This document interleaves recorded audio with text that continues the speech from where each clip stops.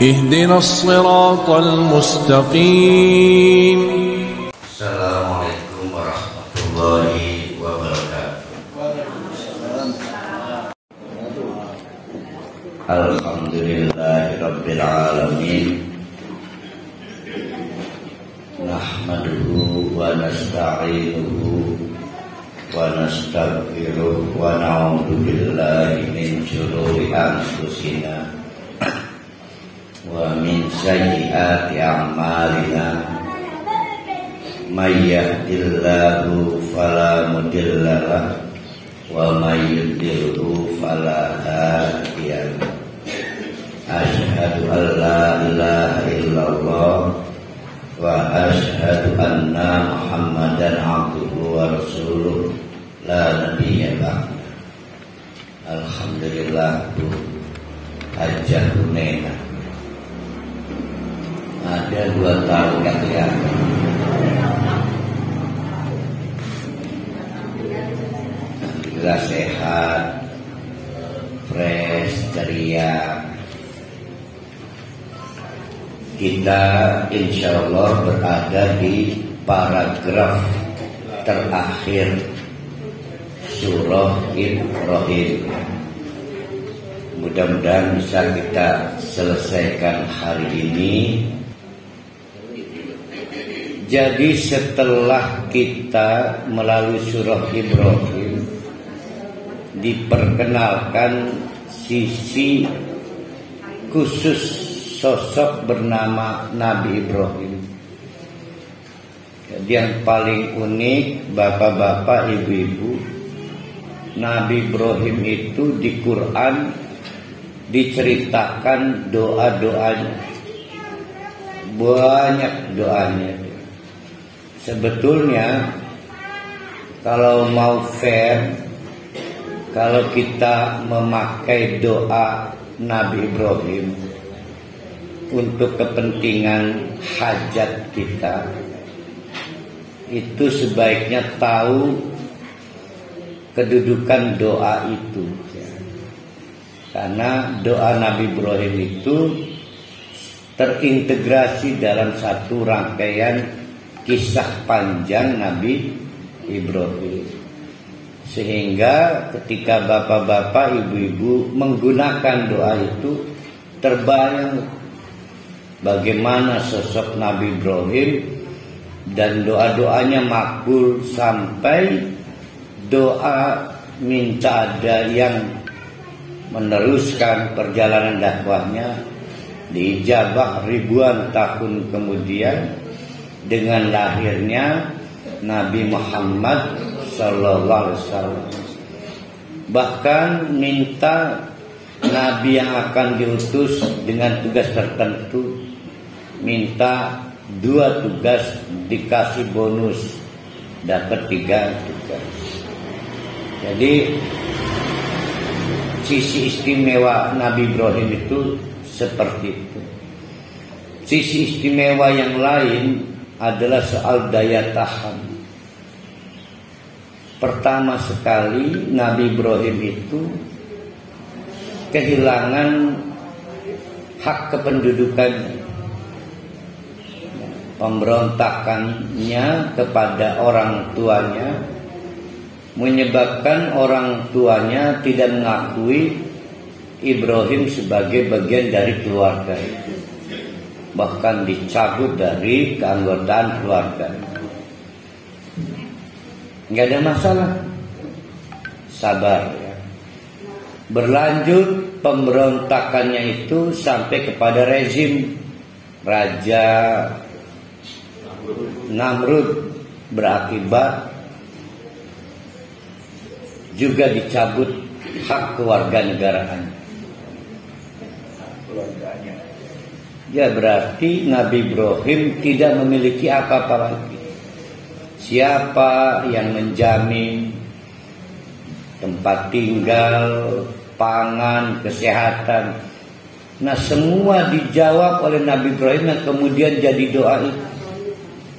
Sampai kita mengenal faiza maritu fahuwa yaswin. Kan ada di situ.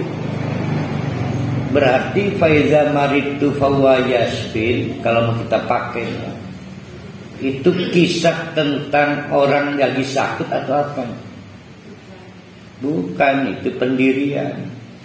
Saya berpendirian yang membuat saya itu tenang karena jaminan kesembuhan itu dari Allah. Nah, maka muncullah faiza maritu fahuwa yashfin. Luar biasa Nabi Ibrahim. Berlanjut lagi. Nah, semua kisah Nabi Ibrahim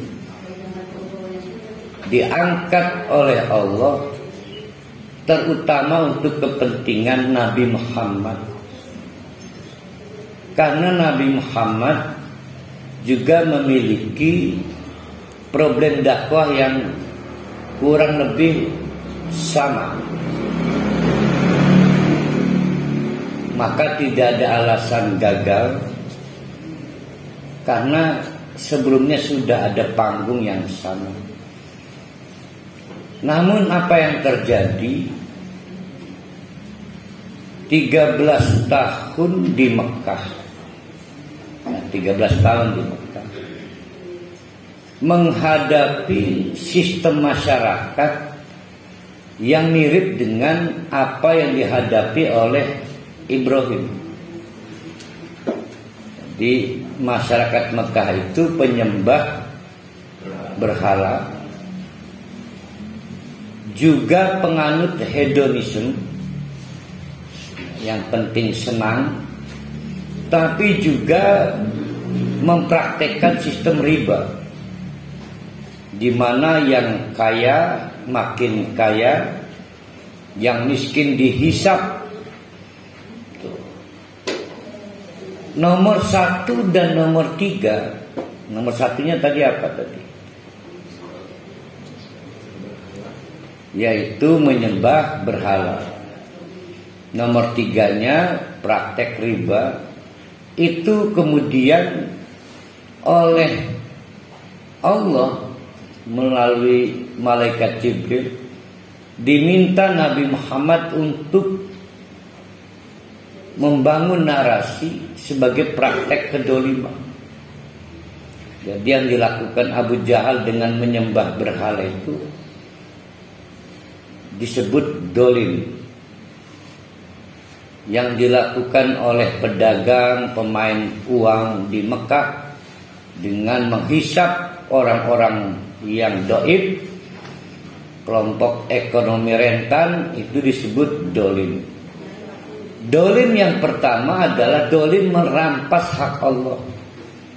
Hak Allah itu ditauhidi, diesahkan. Tapi ternyata kita orang-orang Mekah malah menuhankan selain Allah. Dolim yang ketiga adalah karena merampas kekayaan orang-orang miskin. Jadi sampai ketika ayat ini turun di Mekah, ayat 42 dan seterusnya, ini Nabi Muhammad sedang berkampanye tentang praktek kedoliman yang dilakukan oleh pembesar Mekah, juga masyarakat Mekah pada umumnya. Nah, timbul problem. Kata Nabi Muhammad, sudah separah ini, kenapa yang gak diazab-azab pelaku kedoliman itu? Sementara Nabi Muhammad terus menjanjikan turunnya azab. Karena harus diperhatikan oleh bapak-bapak, ibu-ibu, dari Mekah ke utara. Utara itu mana utara itu? Pontang, Lontar, Domas utara. Dari Mekah ke utara itu adalah eks kawasan kaum Ad. Ya. Jadi dari Mekah ke utara itu eks kawasan kaum Ad yang punah itu. Lalu didiami oleh masyarakat Mekah dan sekitarnya. Mereka tahu tanah yang ditempati adalah tanah eks kaum yang diazab. Satu. Dari Mekah ditarik ke selatan. Selatan mana selatan? Pokoknya pakai kadu-kadu di selatan. Kadu Banen. Kadu apa lagi tuh? Kadu Prok ya. Kadu Pae. Iya, ada kadu Pae kan. Kadu Enga.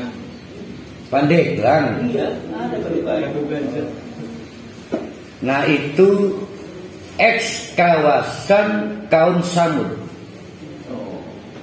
Jadi ditarik dari Mekah ke utara eks kawasan kaum Ad.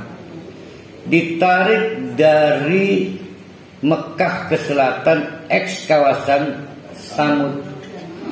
Samalah dengan kita-kita menceritakan ini dulu orang-orang tua kita begini begitu, dan orang Mekah tahu ya, yang ditempati sebagai tempat tinggal itu adalah kaum yang diazab Allah karena kemusyrikannya, karena kedolimannya merampas hak Allah untuk ditauhidi.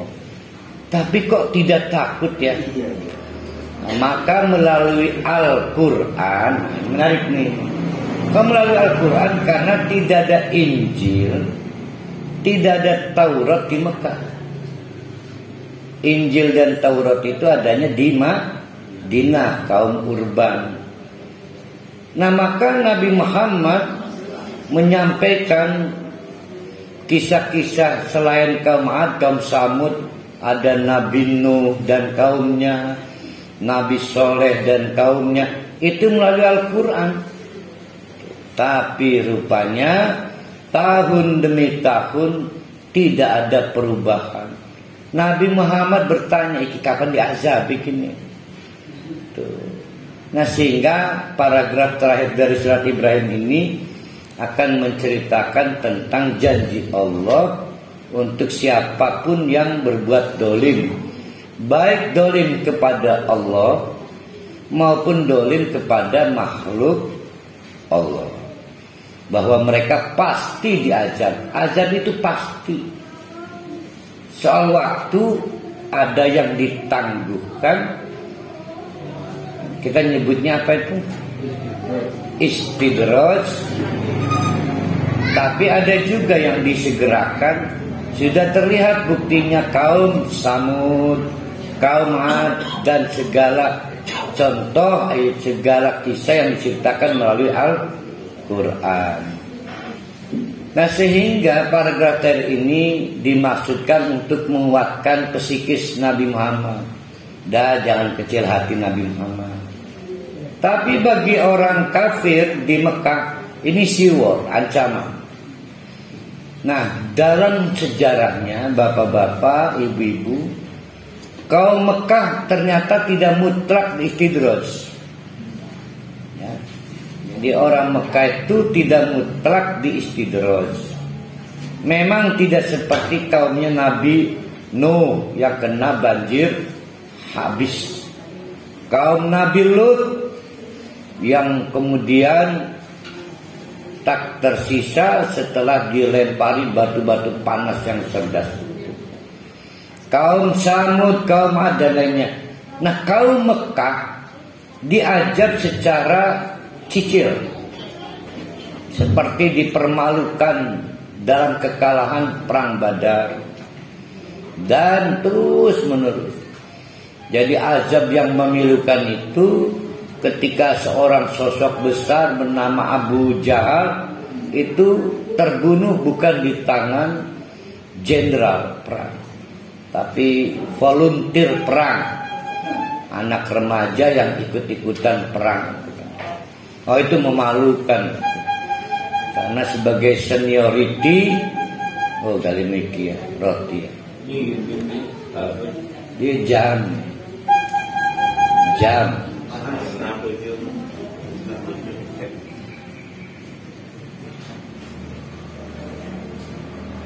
Nah karena sebagai seorang senior dan lazimnya lewat ya.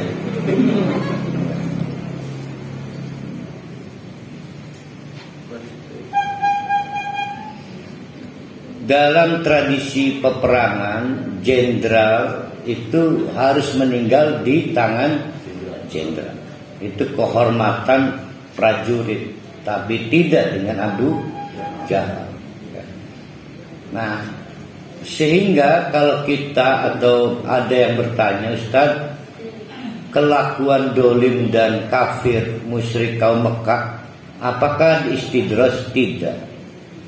Tidak diistidros, tapi diajab secara cicil. Yang lainnya dibayar tunai dan ada yang diistidros. Mari kita mulai dari ayat 42 ya. Benar ya? Wala tahsabanna, hai Muhammad, la tahsabanna, jangan kamu pikir, jangan punya dugaan Allah, bahwa Allah itu ghafilan, lalai. Karena lalai itu sifat makhluk, ya, tidak pantas, tidak lazim Allah sebagai Khalik punya sifat lalai. Tapi kok sampai sebegitunya ya, Nabi seolah-olah menggandengkan sifat lalai kepada Allah. Nah, ini maksudnya tidak lalai sebagai sifat, sehingga bisa diartikan bahwa Allah tetap punya perhitungan kepada orang-orang dolim itu. Wala tahsabanna, hai Muhammad, janganlah kamu pikir Allah, tentang Allah itu ghafilan, cuek, lalai. Soal apa? Soal amma, soal apapun. Yang malu, yang terus-menerus konsisten dilakukan oleh ad-dhalimuna, orang-orang dolim. Tuh, lihat tuh, diberi titel apa yang dilakukan Abu Jahal dan kawan-kawan dengan sebutan dolim. Bisa dolim dalam bentuk kekafiran, bisa dolim dalam bentuk kemusyrikan, atau juga dolim tidak kepada Allah tapi dolim kepada makhluk Allah. Nah, orang-orang Mekah lengkap semuanya, lengkap. Contoh, kalau ditanya, hei Abu Jahal, siapa yang ciptakan langit dan bumi? Pasti jawabnya Allah. Tapi soal kemajuan ekonomi, Abu Jahal, Abu Lahab meyakini kesuksesan mereka karena wasilah patung-patung ini. Jadi Abu Jahal dan Abu Lahab mempraktekkan dua ketuhanan sekaligus. Mereka satu sisi disebut kafir, di sisi lain disebut musyrik. Tapi juga mereka adalah kelompok yang barbar, di mana riba menjadi sistem yang diberlakukan. Yang miskin semakin dicaplok, ya, sampai kemudian paling mendasar dihargai sebagai budak. Jadi perbudakan itu adalah solusi barter agunan dalam sistem ekonomi mereka. Jadi kalau Bu Neng Yati Endah punya hutang pada Abu Jahal, sudah nggak ada lagi yang bisa disita, ya anak dijadikan nilai ekonomi, namanya TPPO, tindak pidana penjualan orang. Kalau TPPU, tindak pidana penjualan pencucian uang. Alhamdulillah ada Pak Harapan. Sing iki siapa nih Pak Harapan? Dudu artine Kakang almarhum. Ya kakang nih. Mesti cakap-cakap itu harapan anak itu. Bangir kayak orang Arab ya. Ayat ini namanya pengharapan.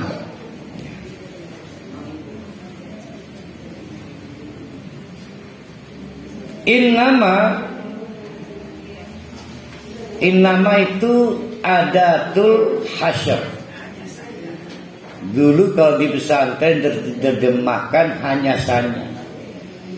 Jadi dibatasi. Ada batas-batasnya. Kata Allah, innama, dibatasi. Berarti tidak disebutnya apa ya? Tidak semuanya. Pak, itu mau kita apakan? Ada aturan mainnya.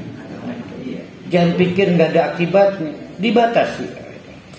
Innama yuakhiruhum, itu orang-orang Mekah yuakhiruhum, bukan istidraj tuh.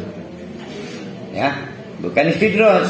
Yuakhiruhum, ditunda, diakhirkan azab untuk mereka. Sampai kapan? Sampai liyaumi, hari di mana tashkhasu fihil absar, mata terbelalak. Kapan itu mata kita terbelalak? Ya, kita ini. Kapan mata kita terbelalak? Saya pas lihat perempuan cantik, saya. Pak Haji Rusti kapan? Nah, saya juga waktu terbelalak lihat perempuan cantik, kaget, ternyata ini lebih cantik gitu. Jadi kekagetan itu membuat mata terbelalak. Nah, semua orang yang tidak menduga itu pasti kaget. Kenapa tidak menduga? Karena tidak percaya sebelumnya bahwa azab setelah kematian itu akhirnya ada. Maka kaget, terbelalak. Dan seterbelalak-terbelalaknya saya ada berkedipnya. Ini mah nggak bisa berkedip. Maka siksa pertama calon ahli neraka adalah tidak bisa berkedip. Coba Pak Tata nanti malam nyoba, jangan berkedip. Oh, itu tersiksa itu. Beda ya antara tidak ngantuk dan tidak bisa berkedip, beda. Tidak berkedip dan itu sudah tersiksa. Nah, ahli-ahli neraka Abu Jahal, Abu Lahab nanti dibangkitkan dari alam kubur dengan mata tanpa bisa berkedip.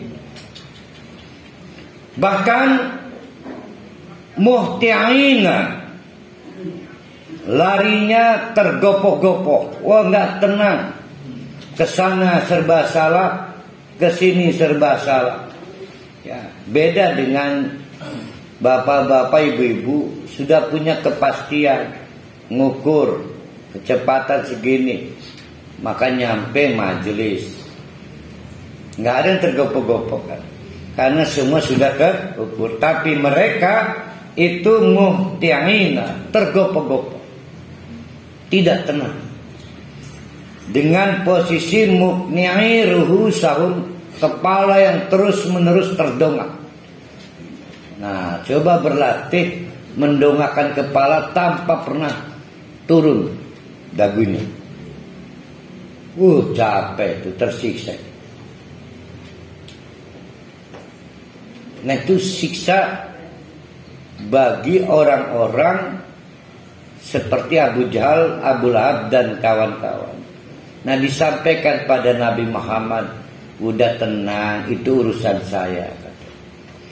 Nanti mereka begini dan begitu. Senang tuh Nabi Muhammad. Senang. Sehingga optimismenya dan kepercayaan dirinya dalam berdakwah bangkit ya, dan tetap survive. La yartaddu ilaihim tarfuhum. Nah, diulang lagi oleh Allah, sampai kelopak matanya tidak berkedip sedikit pun. Jadi Yang berkedip itu kelopak mata kan ya? Itu tidak berkedip sedikit pun. Jadi melotot ya begitu. Ya, itu memarah ya Bapak. Melotot marah. Nah, pada waktu Pak Haji Rusdi terbelalak karena kaget, jiwanya ada enggak? Ada jiwanya. Terbelalak lihat uang, maka jiwanya penuh ngebayangkan ke sana kemari. Sedangkan ahli neraka mana itu? Wa afidatuhum hawaun. Jiwanya hawa, kosong. Lebih tersiksa lagi. Jadi mungkin belum pernah ngalami jiwanya kosong ya. Orang kalau jiwanya kosong itu tersiksa. Kenapa kita bisa menikmati senang? Karena jiwanya senang. Kenapa kita bisa menikmati sedih? Sedih itu kenikmatan. Karena jiwanya sedang bersedih. Tapi ini mas sedih dan senang melompong, tersiksa. Nah udah ya Muhammad ya, paham ya, jangan khawatir. Tugasmu adalah anzir wa anzir. Ayo siapa yang ingat anzir ada di mana?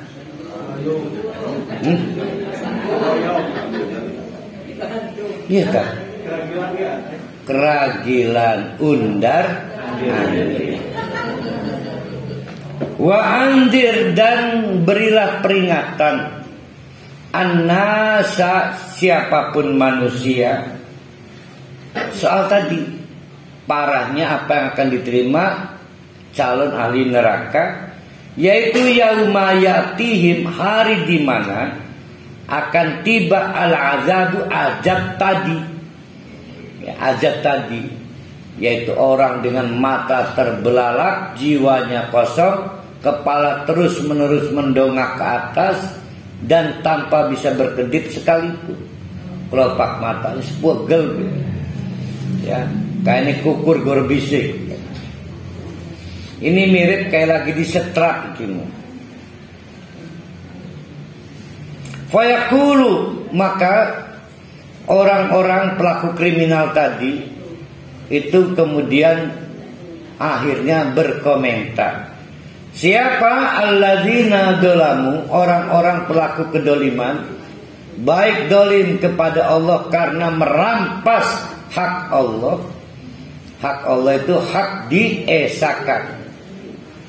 Hak Allah itu diibadahi. Tapi ternyata tidak orang Mekah zaman Abu Jahal, tidak kita. Kita ibadahnya bukan mencari Allah, tapi mencari dunia. Itu udah dolim, merampas hak Allah. Atau dolim karena merampas hak makhluk Allah. Nah mereka itu kemudian berkomentar, Rabbana, tuh akhirnya ngaku Tuhan tuh. Berarti sebetulnya mereka udah punya konsep tentang Allah waktu di dunia. Rabbana, Tuhan kami, akhirna ila ajalin qarib.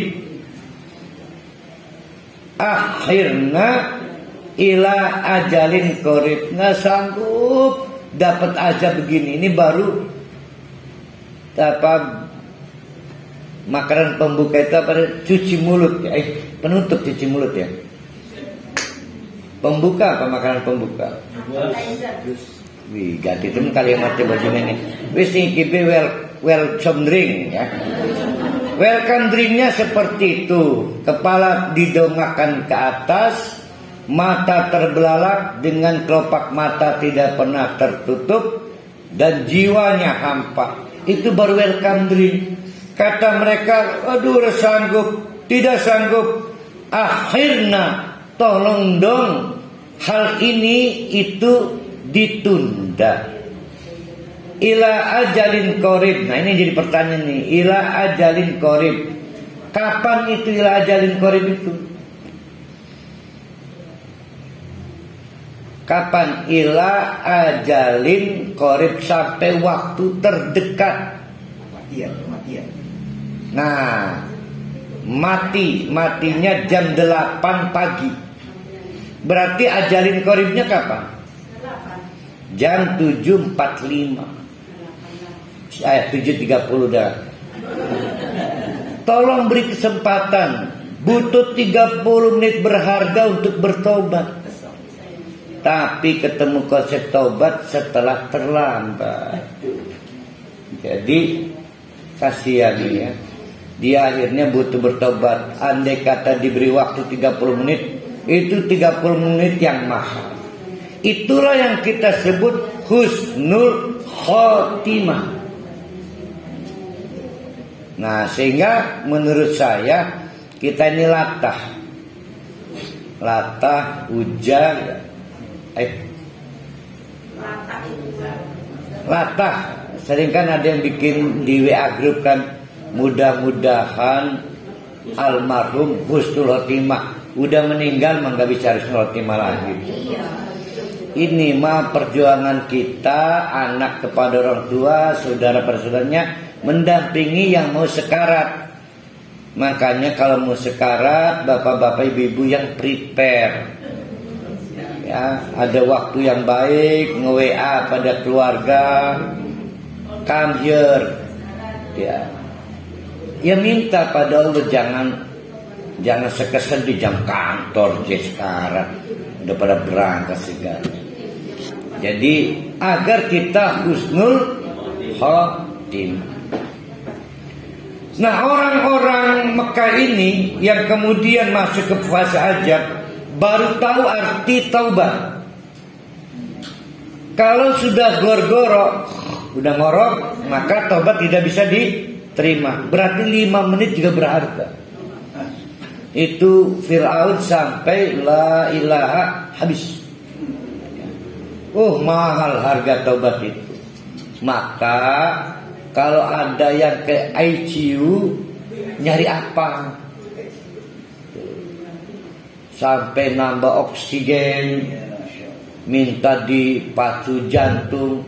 Konsepnya mau bertobat. Ya, konsepnya mau bertobat. Karena mahal bertobat itu. Ajalin qorib, walau singkat sekalipun. Ustaz. Ya. Ustaz. Pertanyaan ini harusnya hari Minggu yang lalu saya tanyakan. Tapi karena waktu habis, saya menangguhkan hari ini. Rupanya hari ini membuat saya lebih senang lagi kalau ingin dapat jawaban yang tepat, Ustaz. Tetap mau dipertanyakan. Iya. Pertanyaan saya begini. Sejak saya bergabung dengan pengajian ini, istilahnya kayak pemberontakan ya. Cari istilah yang lain lah. Saya mati ketakutan, Ustaz. Yeah. Mati ketakutan saya. Hari ini juga jantung itu gerak-gerak. Apa yang saya takuti, Pak? Apa itu? Bagaimana perasaan saya nanti ketika nyawa saya dicabut itu, Pak? Perasaan. Gempanya jiwa saya, ketakutan yang muncul dari waktu itu, nyawa kita mau dicabut. Ditambah lagi yang Ustaz bilang, waktu 30 menit itu berharga, 5 menit pun berharga. Astagfirullah. Jadi Nabi Muhammad diberikan anugerah sampai tahu arti kehadiran malaikat pencabut nyawa. Konon melalui hadis yang kita terima sempat terjadi dialog. Kata Nabi Muhammad meninggal sekarang. Nah, mudah-mudahan Pak Haji Rusdi sempat dialog dengan malaikat itu. Sehingga kata Haji Rusdi, lama amat datang saya tungguin. Iya, artinya saking sononya lah. Sono itu apa tuh? Ya emang dari Pak Haji Rusdi ini kan lagi nunggu malaikat. Iya. Malaikat, malaikat semua malaikat. Malaikat Jibril mah jangan. Kadang-kadang saya mikir apakah seperti itu karena usia Pak Haji Rusdi itu. Berarti kayak Perhali masih sulit dapat jiwa kayak begitu. Terlalu mudah Perhali. Apakah usia atau memang anugerah Allah? Jawabannya yang benar karena anugerah Allah. Karena kebutuhan tobat tidak ada istilah usia, enggak. Ya, cuma memang setan itu pintar ya. Kalau mudah kita dijauhkan dari tobat. Kita teruskan. Tolong dong kasih waktu sebentar saja sebelum meninggal. Nujib, janji deh, saya akan merespon dakwah semua dakwahmu yang dulu pada waktu hidup saya cuekin. Nabi mengajak sholat dicuekin, Nabi mengajak infak dan menolong mengakhiri riba ditolak. Sampai soal berhala pun ditolak. Janji sekarang saya akan nurut walaupun berislam 5 menit sebelum meninggal. Ya, wa nattabi'ir rusula, dan akan susah payah ittiba kepada rasul-rasul Allah. Maka dijawab oleh Nabi Muhammad, awalam takunu primensi udutah. Ya. Awalam takunu, bukankah dahulu aksantum kamu sesumbar bersumpah min qablu, dulu waktu hidup, malakum min zawal, nggak mungkin kami apes. Jadi azab itu dianggap remeh, azab itu dianggap cerita masa lalu. Dulu saya punya sahabat sekarang nyalon DPD, tapi jangan dipakai nih rei. Ustaz, Quran itu kebanyakan kisah masa lalu ya. Sebenarnya benar gitu. Nah, kan, tapi kalau mau dinakalin artinya basi kan gitu. Cinta basi lah. Nah, begitu juga orang-orang Mekah ketika dibilang ya hati-hati, kamu tinggal di kawasan bekas kaum Ad. Ah, itu kan cerita dulu. Sementara di kawasan selatan, karena dari Mekah ditarik ke selatan, itu eks kawasan Samud juga sama. Itu mah cerita dulu. Nah, sama seperti itu. Maka kata mereka, kita nggak mungkin kali seapes itu, namanya zawal. Zawal itu nggak mungkin seapes itu. Yang dulu biarlah, yang dulu sudah berlalu, sekarang kan beda. Selalu saja orang-orang Mekah meremehkan soal azab Allah itu. Ya, selalu meremehkan karena dianggap itu mah cerita masa lalu kali. Nah, sementara wahyu-wahyu Allah yang disampaikan Nabi Muhammad itu dianggap Nabi Muhammad lah ngarang, karangan fiktif. Jadi posisi Nabi Muhammad sulit. Andai kata Nabi Muhammad boleh memohon, kan pengen bukti nyata ya. Angin ribut atau tsunami gimana, tapi semua itu kemudian berbeda dengan kisah-kisah umat nabi-nabi sebelum Muhammad. Tapi sebagaimana penjelasan saya tadi, tidak dapat disebut istidraj. Nah, di sini teksnya nuakhir kan, diakhirkan. Kenapa? Karena menurut para ahli tafsir, kekalahan yang memalukan di Perang Badar itu pun itu sudah disebut dengan azab.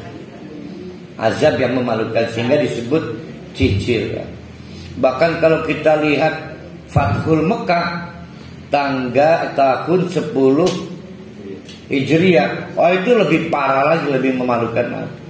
Untuk tokoh-tokoh Mekah, bagaimana Mekah itu ditaklukkan tanpa kekerasan, tanpa peperangan. Bahkan kemudian menyulut afwajan, berbondong-bondong orang memeluk Islam. Tokoh-tokoh Mekah yang mendeklarasikan penguasa tunggal itu dicuekin, itu azab itu. Azab. Sama lah azabnya kalau ada pemimpin negara dagang di situ. Itu sama beratnya. Itu udah jawab. Ustaz nanya, Ustaz, yang katanya ditunda itu tadi bukan istidroj. Lalu yang istidroj yang kayak mana? Yang kasus orang Mekah itu bukan istidroj. Jadi istidraj itu bentuknya macam-macam. Mestinya di dunia, maka diazab di akhirat. Mestinya hari ini, besok. Itu istidraj itu.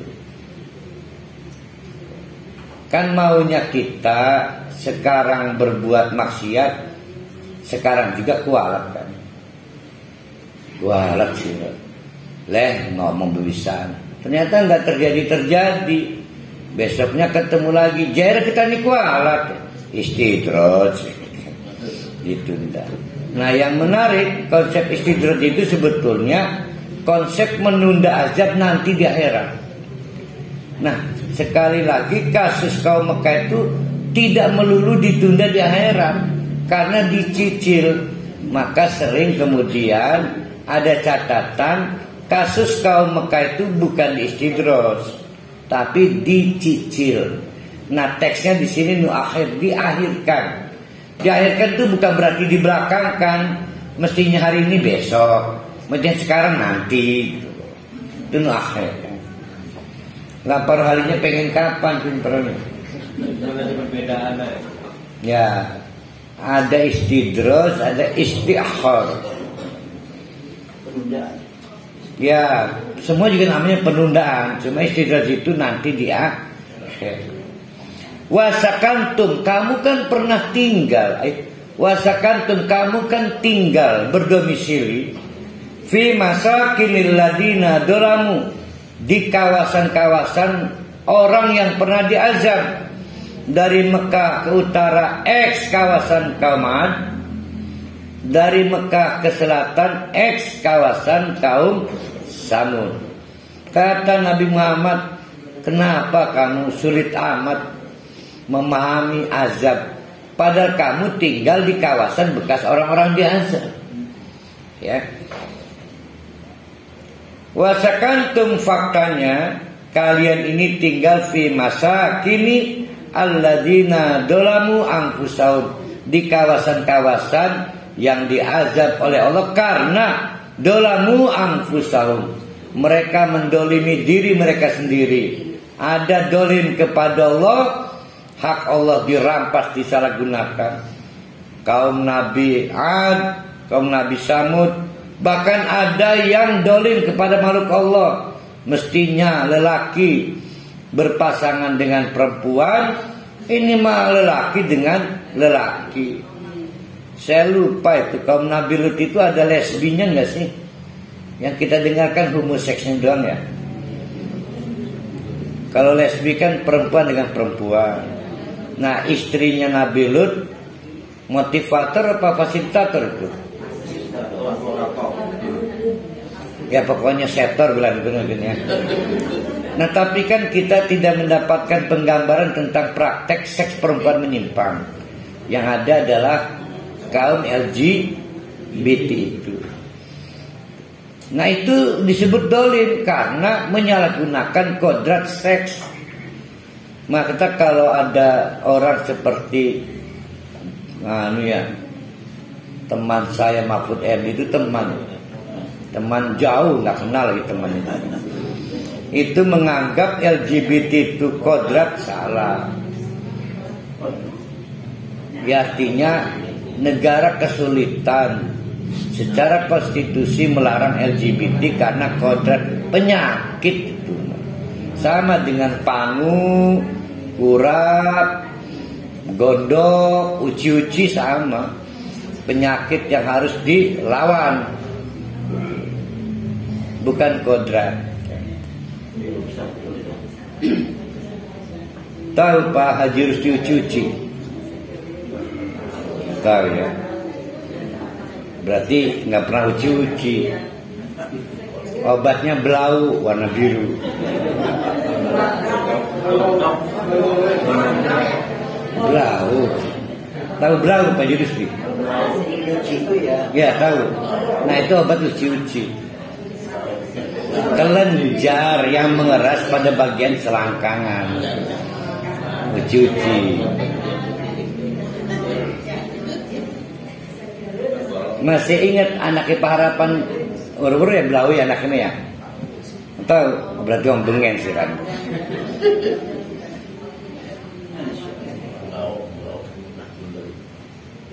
Wa tabayyana lakum, dan soal apa yang terjadi pada kaum 'Ad dan kaum Samud dahulu itu tabayyan, gamblang, jadi cerita generasi ke generasi. Fasih orang-orang Mekah menceritakan kaum 'Ad dan kaum Samud. Itulah kenapa kisah kaum 'Ad dan kaum Samud ada di juz amma, yaitu surat-surat Makkiyah, karena cerita rakyat dia. Tuh. Tapi uniknya tidak ada di Injil dan Taurat. Kan pernah saya sampaikan di Sabtu kemarin. Jadi kisah kaum 'Ad dan Samud tidak ditemukan di Taurat dan Injil, tapi jadi cerita rakyat di Mekah. Tabayyan mestinya gamblang, orang mestinya parno, trauma, jangan sampai pernah mengulangi kelakuan salah orang-orang dulu. Tapi orang Mekah itu karena hedonis dan ekonomi riba yang menjadi ambisinya, kualat sekalipun tidak diperdulikan. Jadi sebetulnya orang itu berani kualat karena hedonis.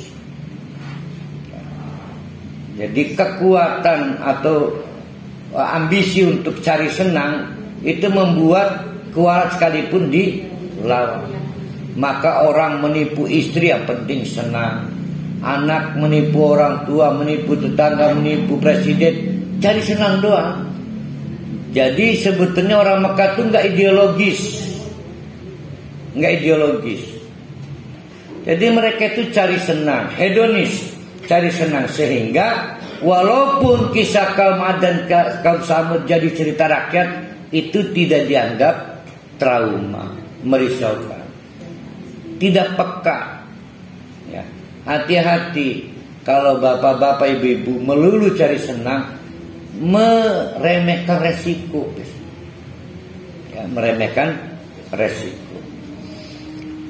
Padahal kata Allah, wa tabayyana lakum kaifa fa'alna bihim, sudah terang benderang jadi cerita rakyat bagaimana kami memperlakukan dahulu kaum 'Ad maupun kaum Samud. Wa darabna lakumul amsal, plus kan melalui Al-Quran kami beri juga perumpamaan-perumpamaan. Ada debu di atas batu, ada angin kencang berhembus, lalu debu itu hilang. Tidak ada bekas amal orang kafir itu dihitung, nggak ada. Maka berhentilah memuji, wih, Bagir itu orang Kristen itu nyumbang ini nyumbang itu, wah itu nggak ada kemuliaannya, nggak ada kemuliaannya. Karena kemuliaan itu disebut mulia kalau dasarnya hanya mencari ridho Allah. Sia-sia, pasti sia-sia. Waqad makaru makrohum, mereka boleh saja bersiasat dengan siasat mereka, tapi ketahuilah apa diketahui, wa indallah makruhum, terukur sama Allah mah. Lah itu mah di kantong saya udah. Sering nggak kita ngomong begini, Bu, gimana deh Bu? Aduh dia tuh begini. Nah, itu urusan saya. Nah itu kan wa indallah makruh. Lah itu mah kecil urusan Allah. Jadi Nabi Muhammad juga mengeluh, ya Allah, mereka mengendalikan kapital di Mekah. Kata Allah, wa indahum makruh. Tenang, itu mah urusan kecil buat saya. Itu arti wa indallah makruh. Wa in kana makruhum litazula minhul jibal. Nah ini sulitnya.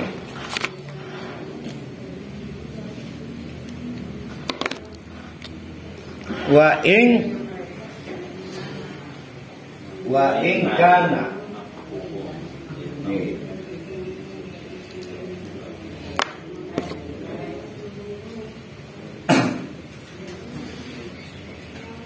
wa in ya karena, nah ini yang penting.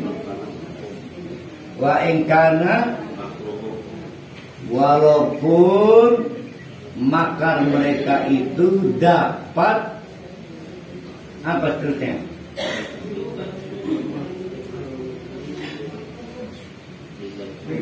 Menggeser gunung kan? Ya ada terserah. Yang jadi persoalan di sini nih ada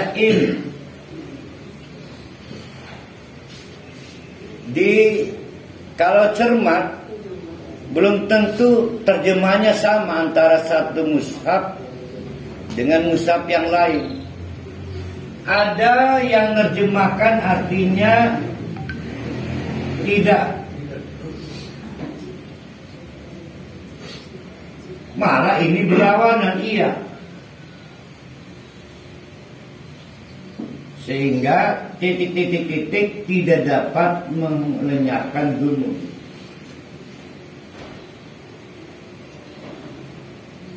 Tidak dapat melenyapkan gunung.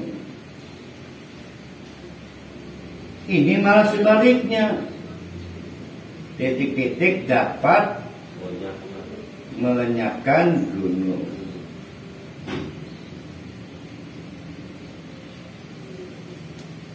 Jadi kata Allah, padahal makar mereka itu dapat melenyapkan gunung, tapi kecil. Wa indallah makruh kecil.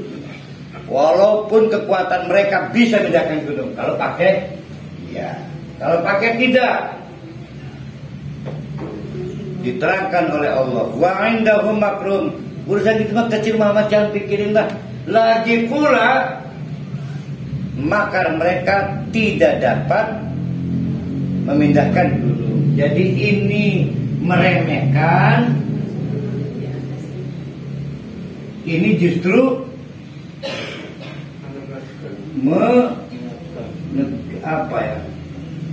menegaskan lah.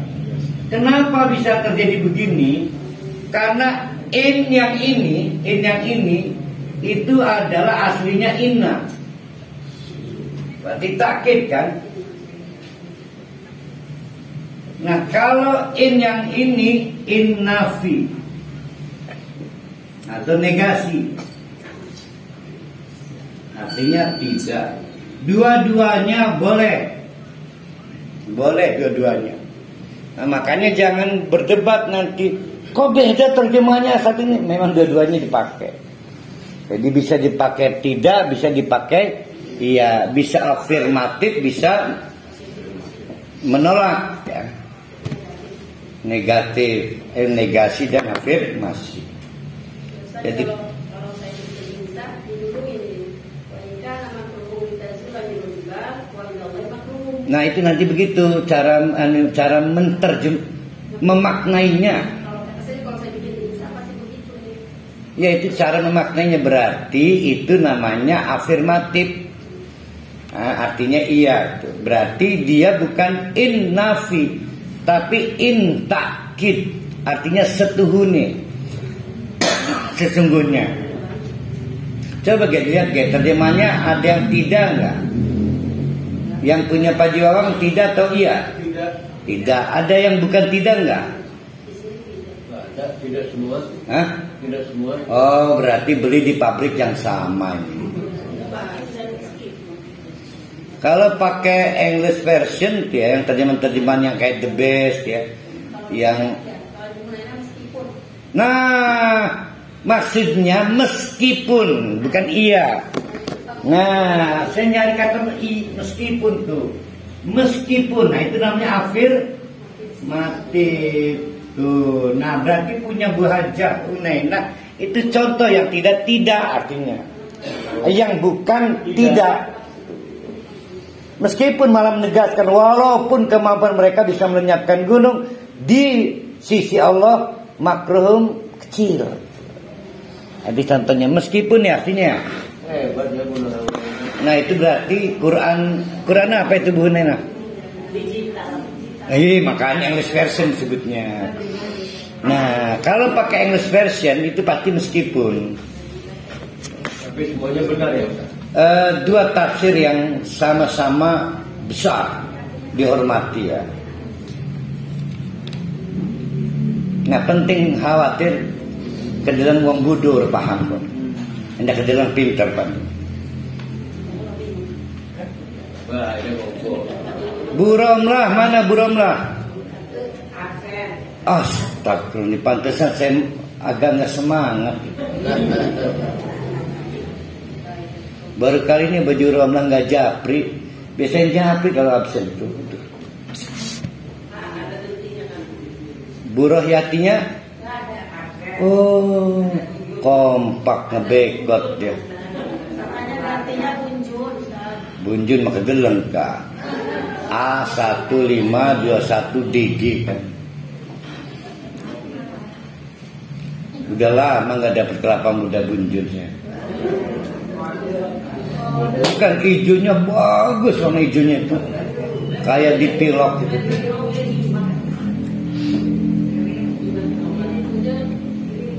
Falatah sabanna, juga jangan kamu pikir hai Muhammad bahwa Allah itu mukhlifa wa'dihi rusulahu, ingkar janji. Ya, karena yang ingkar janji itu makhluk Allah. Jadi Allah menjanjikan menolong para rasulnya. Nabi Muhammad lagi kapan kita ditolong? Itu menunjukkan Nabi Muhammad menganggap yang dilakukan oleh orang-orang Mekah sudah sangat keterlaluan. Innallaha azizun dzuntiqam. Perhatikan kata azizun dzuntiqam. Itu dua sifat dari Asmaul Husna. Yang pertama azizun, yang kedua dzuntiqam. Tidak digunakan kata aziz, ya, tidak digunakan kata aziz ketika tidak ada pilihan. Contoh, cuma ada golok buat nyembelih orang, maka keputusan nyembelih orang dengan golok tidak menunjukkan aziz. Tapi kalau ada pilihan, sebetulnya bisa pakai golok, tapi saya cukup masukkan permen ke mulutnya mati. Saking ajiznya Allah. Bahkan diceritakan bapak-bapak ibu-ibu, upaya untuk lari di neraka itu alamiah. Pengen escape. Maka cara masuknya Abu Dhar dan Abu Lahab unik. Kaki tangan dirantai 70 di dira itu ininya si rantai besinya itu panjang sekali. Kok panjang sekali? Karena Abu Jahal nggak akan sendiri, bersama istrinya, anaknya, kumpulannya, sesiasinya diikat sehingga nggak bisa lari. Artinya setiap orang di neraka berusaha lari. Nggak kuat. Nah, ajiz, keperkasaan Allah itu membuat tidak mungkin presiden sekalipun bisa lari dari neraka. Kebayang tidak? Nah, sekarang mari kita pindahkan. Kalau neraka itu azab, azabnya di dunia. Akhirnya ada orang misalnya Pak Owi, kepala negara, kata Allah, mencret kamu. Nggak bisa ngelawan keperkasaan Allah, nggak bisa. Harus mencret, nggak bisa menghindar. Walaupun punya pilihan lain dengan tim dokternya, nggak bisa. Seperti akhirnya Firaun kelelep juga kan. Nah, itu disebut ajiz. Jadi tidak disebut ajiz ketika tidak ada pilihan. Ajiz itu menjadi sangat mewah ketika ada pilihan. Yang menarik dzuntiqam. Ini sifat lain dari Allah, pemilik sanksi. Dzuntiqam. Kalau orang kemudian TK, ya, peninjauan kembali, maka tidak disebut dzuntiqam. Ya, disebut dzuntiqam itu udah ingkrah. Dzuntiqam. Sudah nggak bisa apa-apa. Ya, semua sudah final. Nah, Allah itu azabnya dzuntiqam, final. Jadi jangan bicara tobat setelah azab, ya, terlambat sudah. Nah, namun Allah itu sayang pada kita. Ada azabnya, maaf, cuma kepleset, ya, kedupruk, kegludak, apalagi itu, kepleset, kegeluduk, kegeludak, nggak sengaja. pokoknya bahasa gitu-gituan itu udah musibah, itu udah azab itu. Sehingga saya rupanya lupa infak. Ting-ting bating kalau azab itu azab final. Karena setelah itu kaum sabut tidak ada kesempatan bertaubat. Yaitu kapan itu yang disebut duntikom, yang disebut inkrah, yaitu yauma pada hari bumi diganti. Nah, udahlah saya nggak mau mulai ini perdebatan apakah kita nanti ganti bumi dan juga ganti langit. Informasinya begitu. Hari itu tubadalul ardu gairal arti. Buminya diganti pakai bumi yang lain. Wasamawatu, begitu juga langit oge. Tuh ya, diganti. Nah, saya mau lebih fokus sebelum kita meninggalnya kita persoalkan. Wabarazu alam barzah. Wabarazu alam barzah. Alam berbaris. Wabarazu, mereka kemudian bangkit berbaris. Barazu semuanya. Kalau di ayat lain asosiatif, ada rumpun ayah A bersama anak keponakan mantu setempat. Berdasarkan misalnya gini, calon neraka kelompok musyrik namanya si Fulan. Kamu musyriknya sama siapa? Sama istri kamu. Satu asosiasi. Anak kamu mendukung, satu asosiasi. Tetangga mendukung, satu rangkaian. Sehingga ya nggak bisa lari kemana-mana. Nah, peristiwa itu disebut wabarozu. Mereka berbaris, dibariskan oleh Allah lillahi al-wahidi al-qahhar. Nah, berarti sudah 4 tuh ya. Kan tadi azizun dun diqam. Dan ini tambahan hafal saya yang Ramadan. Ini iya kan kita nggak pernah menyebut 99 kan. Nah, ini yang ketiganya adalah al-wahid. Nah, ini yang menarik ya, al-qahhar. Punya sifat memaksa, walaupun merengek di neraka itu tetap dipaksa. Digambarkan nanti kita nggak mungkin ke sana sih ya, susah juga ya. Jadi jangan membayangkan pakai baju ahli neraka itu. Kulitnya itu bajunya. Kan itu ada angin tuh, sangat panas. Maka kulitnya menjadi aspal, kayak aspal, melekat sampai menebal, menggaring, ganti kulit lagi. Ya setiap kan nggak enak dong, udah habis mah nggak ada rasa nyeri lagi, maka diganti lagi. Jadi dulu sering bajunya apa ya? Ya kulitnya itu bajunya, karena melekat, menebal, ganti lagi. Allah ya. Nah, warnanya menghitam. Saya lupa di sini ada kayaknya di ayat ini. Nah, istilahnya kitron. Kitron itu aspal. Aspal, yang aspal jalan itu hotmik itu. Jadi kalau dibahasakan kulitnya mengaspal. Kebayang gak itu angin panas, anginnya itu, hawanya itu. Kulit mengaspal. Masak samin ning hajatan. Angin gede kena rai kan orang mengaspal. Dulu geninya gede ta. Atau yang buat lapisan ketan. Ning pegandikan dulu geni ngegudur. Ada angin tetap tidak mengaspal kan. Ini sampai kitron mengaspal. Wah, Allah Akbar. Jadi kulitnya adalah bajunya. Mau latihan Nah, ikut ke pembakaran KS. Yang ini gerakan steel, latihannya di situ. Nah, Allah menjelaskan Allah itu Al-Wahid, cuma satu dan satu-satunya. Kalau dua maka tidak hebat lagi, karena berbagi. Ada wali kota, ada wakil wali kota. Ini tidak ada duanya, cuma satu, maka tidak terbagi, tidak terbatasi. Jadi jangan coba-coba berpikir Allah itu tidak satu. Ya.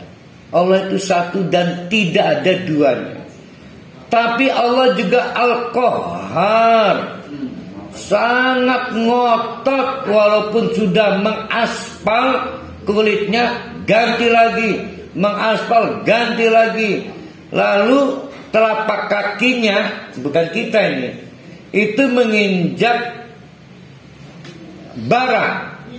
Berarti kalau tadi angin panas, sekarang bayangkan kita menginjak bara entah berapa ribu Celcius sampai darah itu menyedak, menyebur.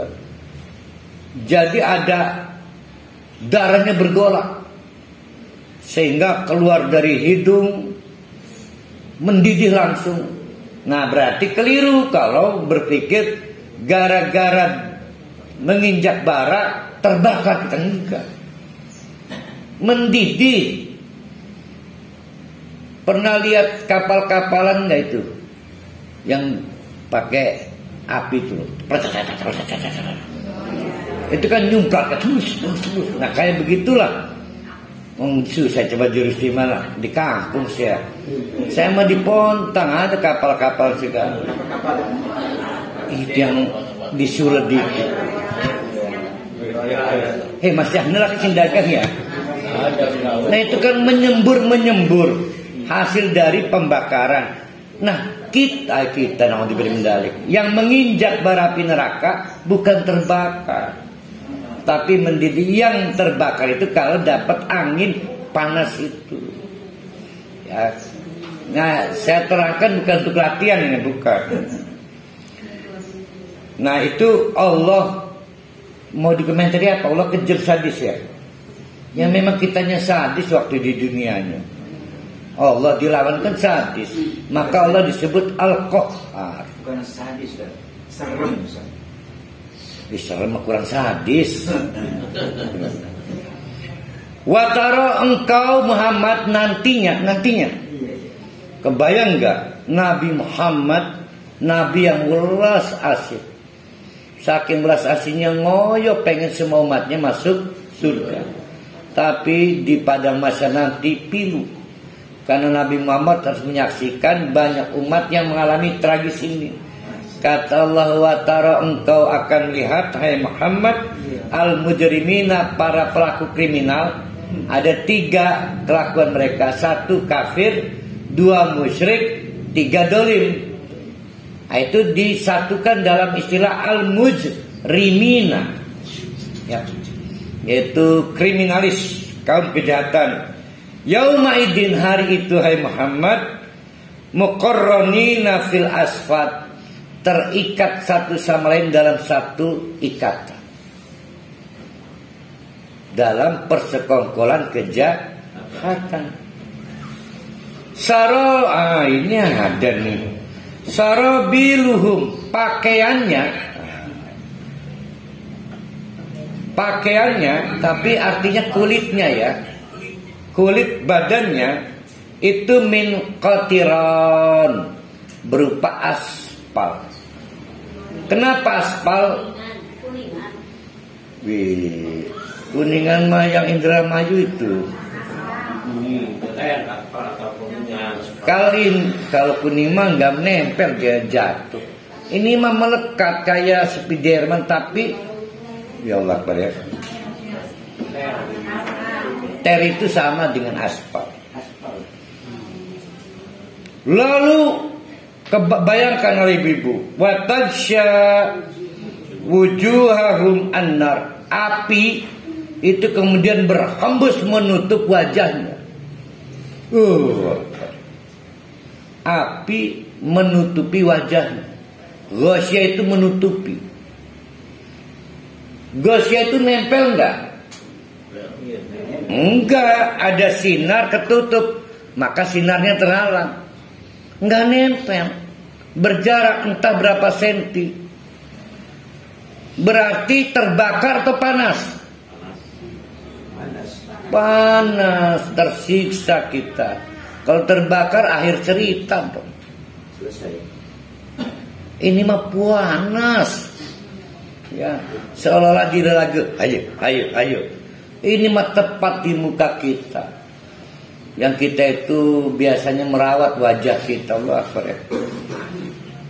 Liyajziyallah, itu semua dalam rangka Allah membalas kulla nafsin ma kasabat, tanpa terkecuali siapapun maka sabat kelakuannya waktu di dunia, tanpa kecuali, walaupun keluarga, maaf nabi atau lainnya.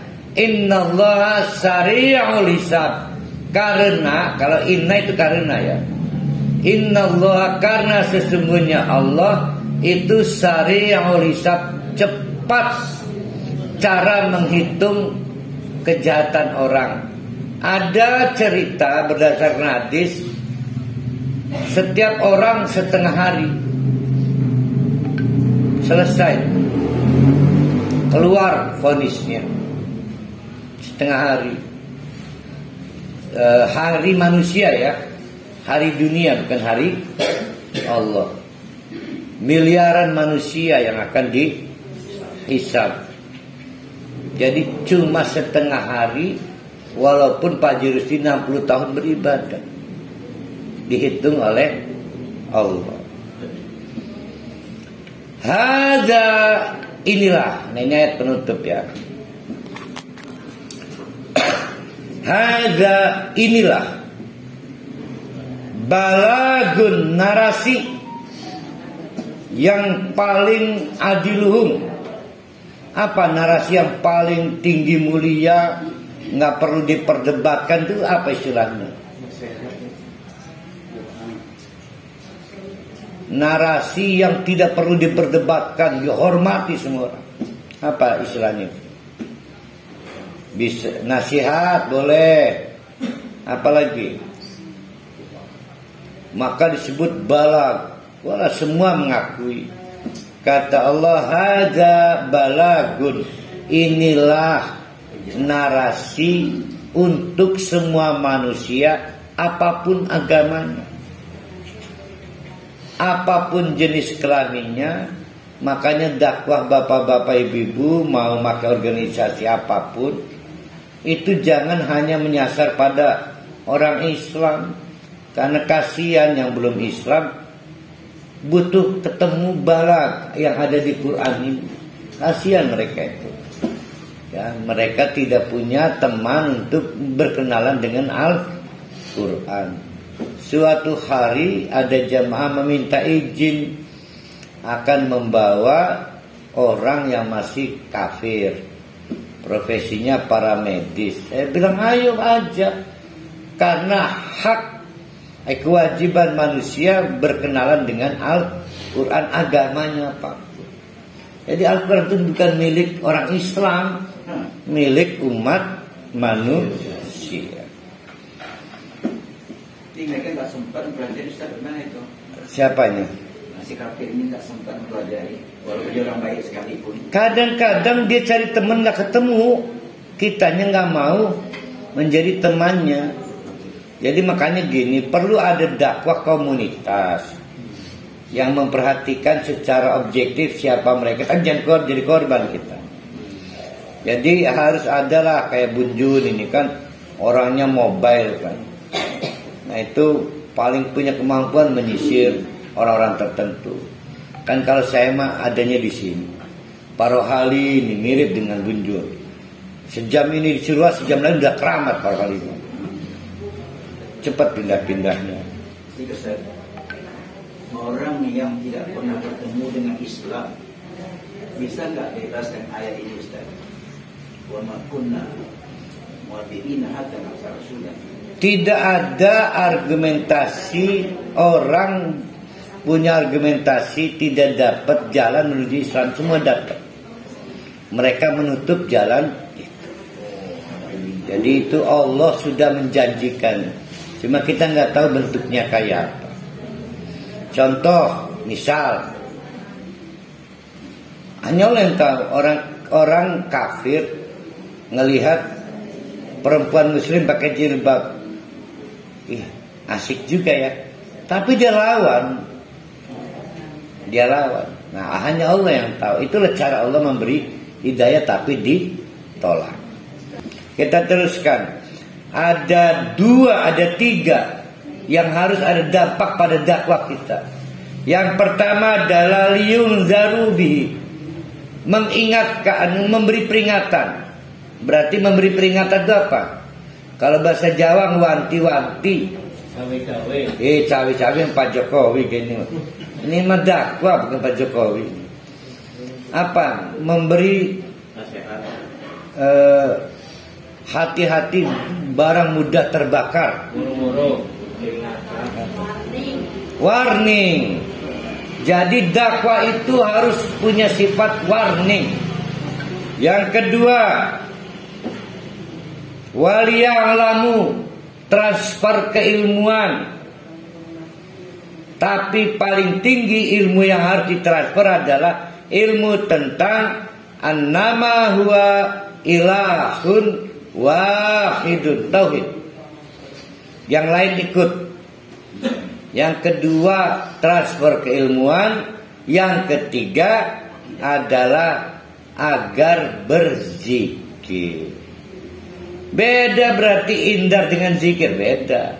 Indar itu ingat tentang bahayanya di akhirat. Kalau zikir tentang kita punya ketergantungan kepada Allah.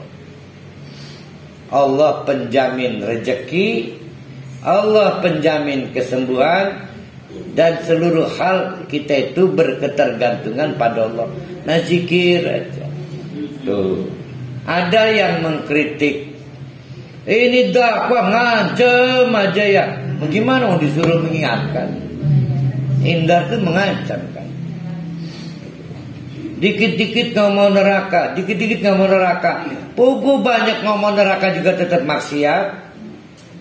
Ya, apalagi kebanyakan ngomong yang tidak neraka tambah kemaksiat. Tapi ya mungkin menurut Ustadz itu maksudnya berimbang lah. Kalau saya begini, kita harus tahu siapa audiennya. Sekarang ini mirip di Mekah, orang tidak terpikir neraka, terpikirnya cari senang. Maka ketika menjelaskan surga juga ngebandingannya anak. Bisa nyanyi-nyanyi enggak ya? Bisa enggak ya? Sederhana. Padahal surga itu sesuatu yang belum kita lihat dan belum kita dengar. Jadi kualitas kesenangan teman-teman itu rendah. Saya mau nanya kepada bapak-bapak ibu-ibu, manfaat dunia harta apa yang buat bapak-bapak ibu-ibu sekarang manfaat harta? Ada pasti yang jawab buat anak, buat istri, buat keluarga. Jawabannya ternyata harta itu kita itu cuma buat pamer.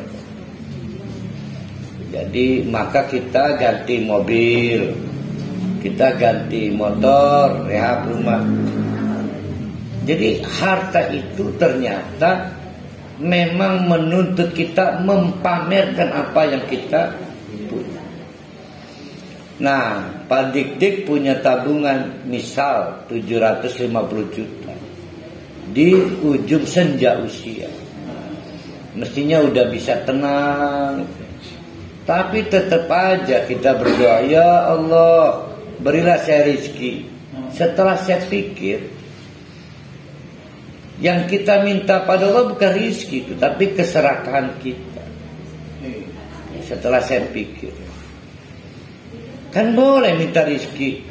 Buat apa rezekinya punya deposit 750 juta kok? Ya buat apa? Jadi yang kita minta adalah keserakan kita pada Allah. Jadi kita terancam tidak punya adab di hadapan Allah.